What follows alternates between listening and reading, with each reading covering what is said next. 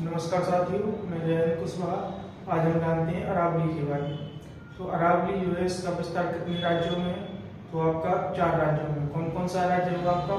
आपका गुजरात है, आपका राजस्थान है, आपका हरियाणा है, आपका दिल्ली है। अरावली की कुल लंबाई कितनी है आपकी? लगभग 692 किलोमीटर।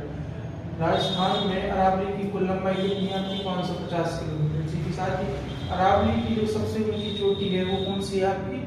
गुरु शिखर। कौन सी आपकी? गुरु शिखर। इसी के साथ ही अगला आपका अरावली का सर्वाधिक विस्तार राजस्थान के किस जिले में? वो है आपका उदयपुर। इसी के साथ ही अगला है आपका अरावली से निकलने वाली सबसे लंबी नदी कौन सी है आपकी?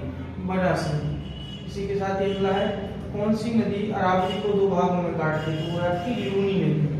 इसी के साथ ही अगला है आपका साबरमती नदी का उद्गम किस पर्वतमाला से होता है? तो वो है आपका अरावली पर्वतमाला से। इसी के साथ ही अगला है आपका अरावली का सबसे नीचा बिंदु कौन सा है?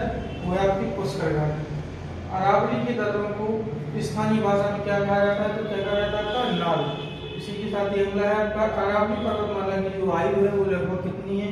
कितनी आती गई है? तो वो है आपकी 570 मिलियन वर्ष। जो सबसे पुरानी पर्वत है वो है आपकी अरावली पर्वतमाला। इसी के साथ ही अगला है आपका हरियाणा में अरावली की सबसे ऊंची चोटी या पहाड़ी कौन सी है आपकी? ढोसी की पहाड़ी।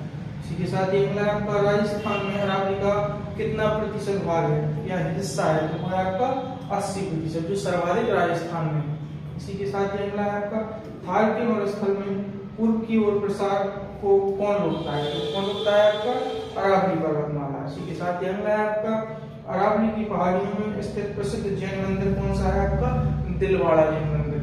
इसी के साथ ही अगला है अरावली में स्थित प्रसिद्ध हल्दी घाटी युद्ध का जो मैदान है वो किस जिले में आपका? राजसमंद जिले में। धन्यवाद।